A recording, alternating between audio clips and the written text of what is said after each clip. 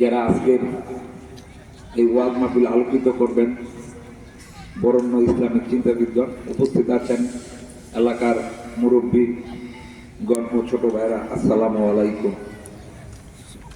আজকে আমি খুব যে এখানে খুব এই ওয়াজটা অনেকদিন ধরে এটা আয়োজনের ছিল। তো আমরা আজকে একটা জিনিস যেটা খুব কষ্ট লাগে যে ওয়াজ মাহফিলে এখন লোক হয় না।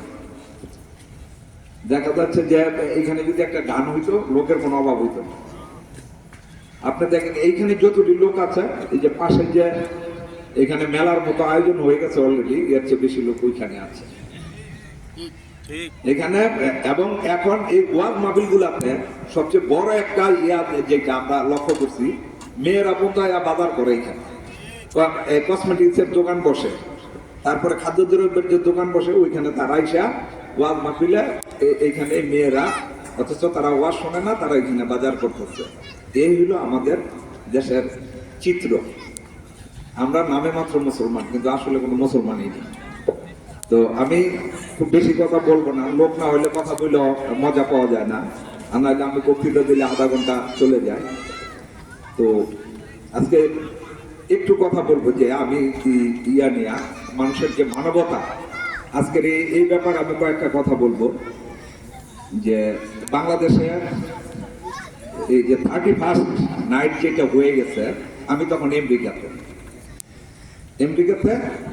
তো আমি দিনের বেলা, ওই তখন আমাদের এখানে রাত্র, ওই আমেরিকাতে তখন দিন। তো আমার ওয়াইফ আমাকে ফোন করছে, তো বললাম কি জন্য? বললো যে রাত্রে আর ঘুমাইতে পারতেছি না। কেন? প্রতি বাড়িতে বাড়িতে এই বোমা ফুটা, আনন্দ উল্লাস, এটা হলো চিত্র আমাদের বাংলাদেশে। অথচ এইটা এই পুরা এখন গ্রাম অঞ্চলে চলে আসছে, যেটা শুনলাম আমি এইবার। তা আমরা, আমাদের কত দুর্ভাগ্য যে আমরা এখন যারা এটা লালন করে, যাদের থেকে এটা আসছে, তারাই এটা সঠিকভাবে পালন করেন না।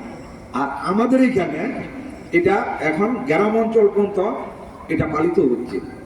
তা আমি ওইখানে রাত্রেবেলা আমি ওইটা করলাম যে 3-4টি স্টেটে আমি খবর নিলাম যে কি হচ্ছে তাদের এখানে।